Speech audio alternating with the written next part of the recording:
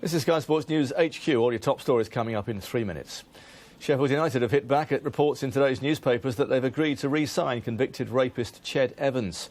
Evans served half of a 5-year sentence. The Sun claims Evans was offered a 2-year deal worth £500,000, but United have issued a statement saying the reports are false and damaging to the club. Another setback for Liverpool and Daniel Sturridge. The forward's been ruled out of action for up to a month after breaking down in training with a calf injury. Sturridge has already been out for 6 weeks because of a thigh problem which he picked up while playing for England. I think that if I wanted to go with the same team on Sunday and Wednesday, I could do that. I think the period in between would allow me to do that. And obviously then we have Hull on the Saturday as well. So there is a bit planning forward. But that's why we bulked up the squad in the summer. One forward who's back in action after injury is Arsenal's Theo Walcott. Played his first competitive football in 9 months for Arsenal's under-21s against Blackburn last night. He's been out since January after suffering cruciate knee ligament damage. The manager will, choose to play when he wants, and we need to manage as well. It's not something that's just going to happen overnight.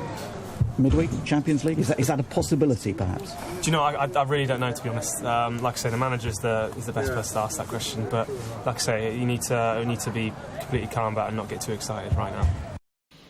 Only 3 weeks before England face New Zealand in the first of the autumn internationals, the All Blacks scored a last-minute try to beat Australia in Brisbane. Steve Hanson's side were looking to respond following the end of their 22-test unbeaten record when they had a draw with Australia. The scores from Corey Jane, Dane Coles, Aaron Smith and Malakai Fekitoa.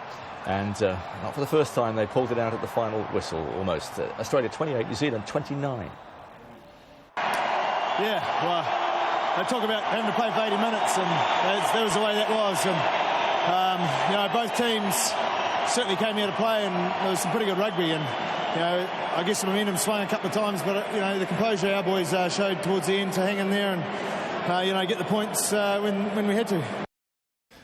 West Indies Cricket Board has accused captain Dwayne Bravo of using inflammatory language and making a clear threat to cause injury to West Indies cricket. That's what they're claiming. It follows the decision of the players to pull out the remainder of the tour to India because of a pay dispute. The board will now hold an emergency meeting on Tuesday in Barbados. And a reminder, Super Sunday returns this weekend with Queen's Park Rangers versus Liverpool, followed by Stoke against Swansea.